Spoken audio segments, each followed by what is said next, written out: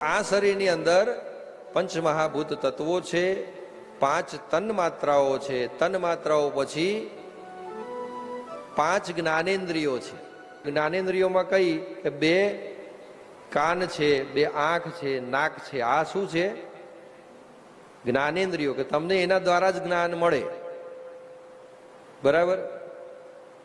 કોઈક દૂર ઊભું હોય ને 2 જણા વાતો કરતા હોય અને એક તમારી બેનપણી હોય અને બીજી તમારી દુશ્મન હોય અને 2 હામા હામી મળે હોય ને તમે છેક પેલો હરિદ્વાર આપણો જે હરિગીરી ગેટનો જાપો છે ને એટલું દૂર હોય ને તમે અહીંયા હોય અને 2 જણા વાતો કરતા હોય, તમને અવાજ સંભળાતો ના હોય, તમને અવાજ સંભળાતો ના હોય તો મનમાં શું થાય? વિચારો એમના માટે ના આવે કે કંઈક મારી જ ખોદણી કરતી હશે, એવું થાય. પણ તમે સાંભળો તો કંઈક સારું સંભળાય ને. જ્ઞાન ક્યારે આવે? તમે જોવો. અને કર્મેન્દ્રિયો અને જ્ઞાનેન્દ્રિયો 2 જોડાયેલી છે પાછી. એક સજ્જન હતા, એક વાડીમાં ગયા, વાડીમાં કોઈ હતું નહીં, આજુબાજુમાં જોયું કોઈ હતું નહીં ને કેરીઓ બહુ સારી હતી. એટલે એમને થયું લાય હું તોડીને ખાઉં. એટલે સીધી કે જોઈ કોને? આંખોએ. એટલે આંખોએ કેરીઓ જોઈ કે કેરીઓ બહુ સારી છે. પછી એ કેરી સુધી ગયા ક્યાં? પગ, કર્મેન્દ્રિયો. સીધા એ આંબા જોડે લઈ ગઈ. પણ આંબા જોડે જઈને પગ તો કઈ કેરી તોડી શકવાના નથી. એટલે આમ અધ્ધર જોયું એટલે ઊંચી હતી એટલે હાથે કેરી તોડી. એટલે હાથે કેરી તોડી એટલે સરસ મીઠી હતી, પાકેલી હતી. એટલે મીઠી કેરી જોઈ અને પછી ગોળી અને હાથે જે છે ને ગોળી અને પછી મોઢાએ ખાધી. અને હજુ તો કેરી ખાઈ જ રહ્યો તો ને જે માલિક આવ્યો વાડીનો અને એને ગુસ્સો આવી ગયો. એને ગુસ્સો એવો આવ્યો કે મને પૂછ્યા વગર આ કેરી તે લીધી જ કેમ? એટલે જોડે ધોકો પડ્યો તો 2 ધોકા ચોડ્યા. એટલે જેવા વાહમ 2 ધોકા પડ્યા ને પાછળ એટલે તરત આંખમાંથી આંસુ આવ્યા. હે, આંખે કેરી જોઈ, પગ ત્યાં ગયા, હાથે તોડી, પછી શરીરમાં જઈ ખાધી અને પછી ધોકો માર્યો, પાછું પાણી ક્યાં આવ્યું? આંખમાં આવ્યું. જે કર્મ જેને કર્યું હોય એ પ્રમાણે એને ભોગવવું પડે. એટલે આ આવી વાત છે. એટલે આ કર્મેન્દ્રિયો ને જ્ઞાનેન્દ્રિયોની વાત એવી છે કે બધું તમારે એના ઉપર જ છે. રાજા હોય, રાજા રંક ફકીર. ભગવાને કોઈનામાં કોઈ પણ પ્રકારનો ભેદ કર્યો નથી. કે રાજા હોય એને 4 હાથ આલ્યા હોય અને સામાન્ય મનુષ્ય હોય એને 2 હાથ આલ્યા હોય, એવું કર્યું છે? જે શરીરની રચના પરમાત્માએ કરી છે, સમ રચના કરી છે, એમાં કોઈ જ જાતનો જે છે ભેદભાવ નથી કર્યો. 2 હાથ બંનેને આપ્યા છે. શરીરમાં 2 વસ્તુ કઈ ગણાવો? શરીરમાં ચલો 2 કાન, પછી આ નાક છે તો નાકના નસકોરા કેટલા? 2. પછી હાથ 2, પગ, પછી આંખો 2, પછી ખભા 2, પછી હા કોણીઓ 2. હા, આ 2 સરખી આંગળીઓ નહીં? આમાં સરખી છે ને?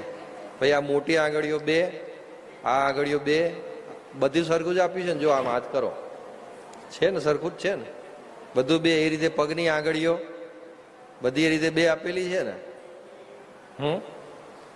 એટલે પરમાત્માએ 2 વસ્તુ કેટલી આપી છે? આ આંખ છે પણ આંખની ઉપરની સાઈડની પાપણો 2, આ ભ્રમરો, કેટલી બધી 2 વસ્તુ છે. જો ભગવાને શું નિયોજિત કર્યું છે કે તમારે કદાચ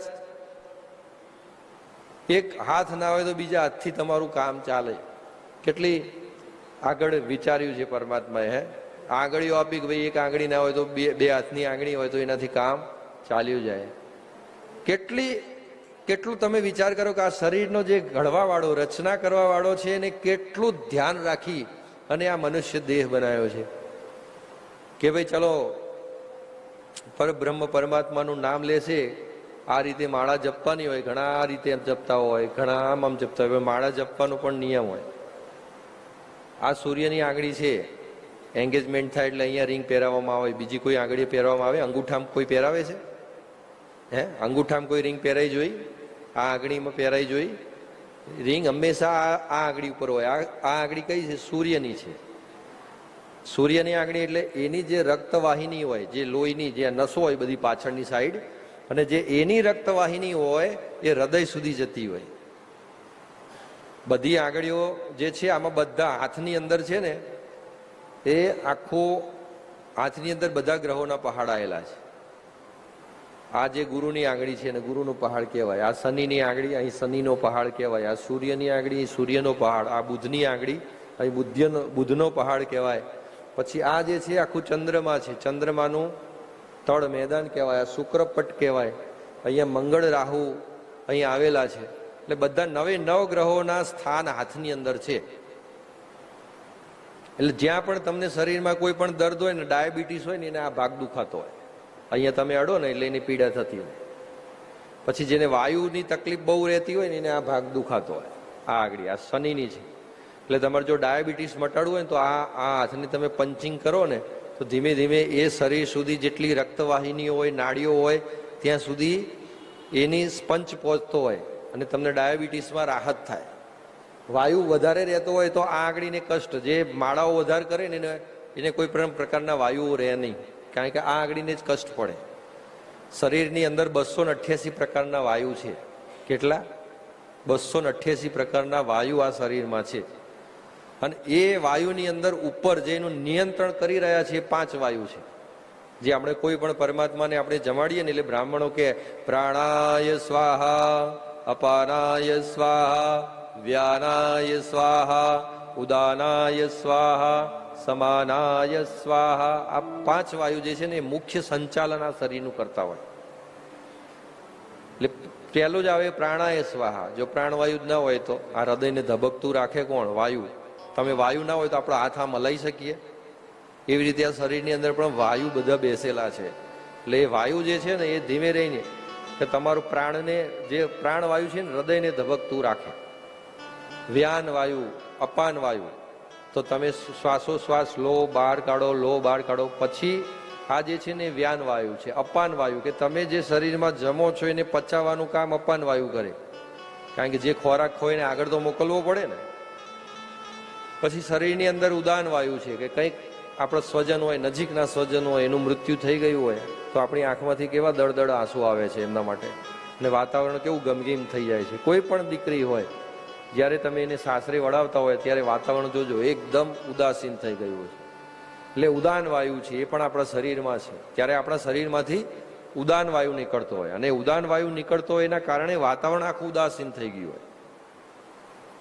અને એનાથી આગળ જો એટલે સમાન વાયુ છે. સમાન વાયુની પ્રાપ્તિ ત્યારે થાય કે જ્યારે તમે આધ્યાત્મિક જીવનમાં એટલા આગળ વધી જાઓ, એટલા આગળ વધી જાઓ કે તમને ગાય હોય, કૂતરું હોય, ગધેડો હોય કે મનુષ્ય હોય, કોઈ પણ જીવ, ટોટલી જીવાત્મામાં તમને સમાન ભાવ પેદા થાય, કોઈ ભેદવૃત્તિ ના રહે. એટલે ભેદવૃત્તિ જ્યારે મટી જાય અને સમાનતા આવે ત્યારે એ સમાન વાયુ એ પણ શરીરમાં જ છે. એટલે આ બધા વાયુ શરીરમાં આવેલા છે. એટલે આપણે આ તત્વો જે છે એને આપણે ઓળખવાના છે.